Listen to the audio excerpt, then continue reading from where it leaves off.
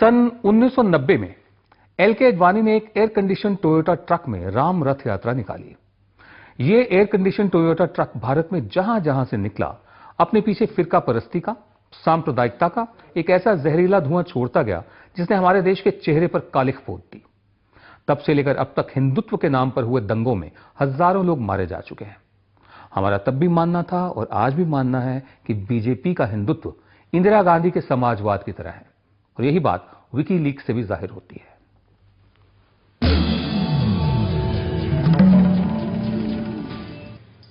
BJP और BJP के नेता जिन तीरों से कांग्रेस पर हमले कर रहे थे, अब खुद उन्हीं तीरों के निशाने पर हैं।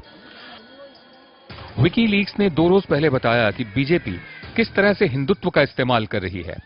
विकीलीक्स के मुताबिक बीजेपी के नेता अरुण जेटली ने कहा था कि हिंदू राष्ट्रवाद बीजेपी के लिए हमेशा बात करने का मुद्दा बना रहेगा। उन्होंने हिंदुत्व को अपनी पार्टी के लिए अवसरवादी ऑपर्चुनिस्टिक मुद्दा बताया। बात 6 मई 2005 की है, जब अरुण जेटली अमेरिकी डिप्लोमेट रॉबर्ट ब्लेक से मिले। इस मुलाकात में हिंदुत्व की राजनीति पर विस्तार से बातचीत हुई। इस बातचीत के बारे में रॉबर्ट ब्लेक ने 10 मई 2005 को एक केबल अपनी सरकार को भेजा।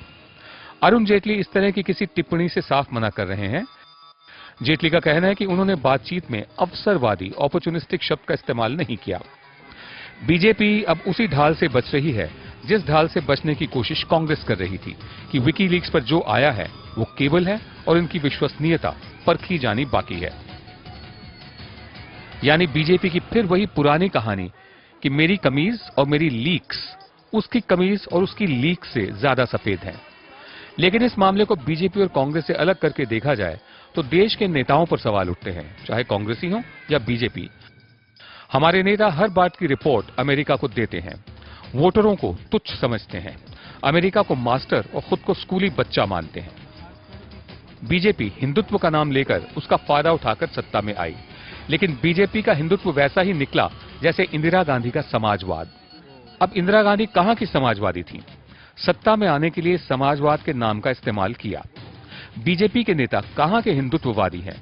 और जैसा कि सामने आ रहा है, सत्ता में आने के लिए हिंदुत्व का इस्तेमाल किया। दोनों का चाल, चरित्र, चेहरा और राजनीति एक समान है। इसीलिए हमारा मानना है कि भारत में एक पार्टी ऐसी है जिसके पास स्पष्ट बहुमत है, लेकिन वो चुनाव आयोग में रजिस्टर्ड नहीं है। उस पार्टी का नाम है भारतीय जनता कांग्रेस।